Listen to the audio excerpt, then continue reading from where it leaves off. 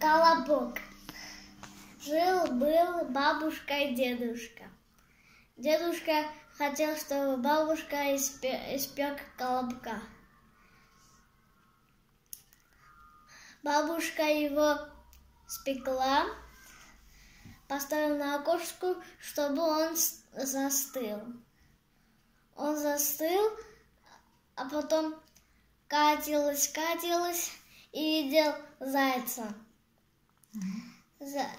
Заяц сказал: «Ты кто?» А колобок сказал: «Я колобок». Заяц сказал, что он заяц. Заяц сказал: «Колобок, колобок, я тебя съем». Колобок просил: «Ой, не ешь меня, я эту песенку спою». Он пел, а потом он убегал от зайца, катилась, видел волка. Колобок сказал: «Ты кто?» Он сказал: «Волк».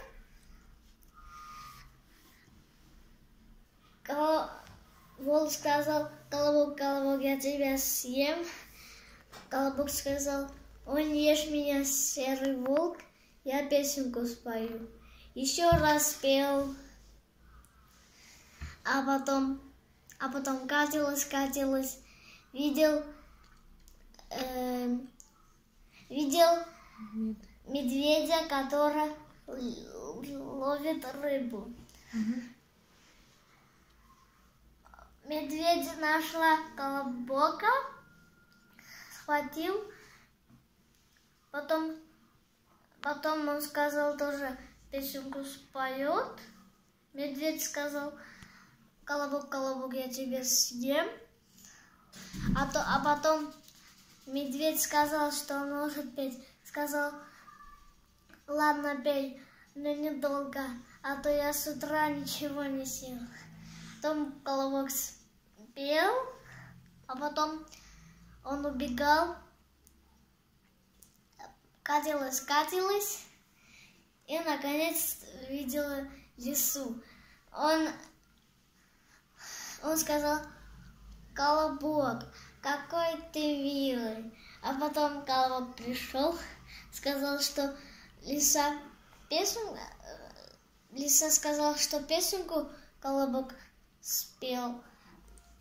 Колобок пел, а потом сказал, что он еще раз пел, поставил его на нос, и его немного не пел,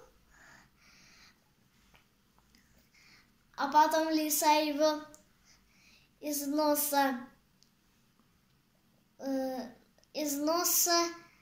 его скачил, вот так сделал, а потом колобок слетел, а потом попал прямо на живот. Он его съел. Пока.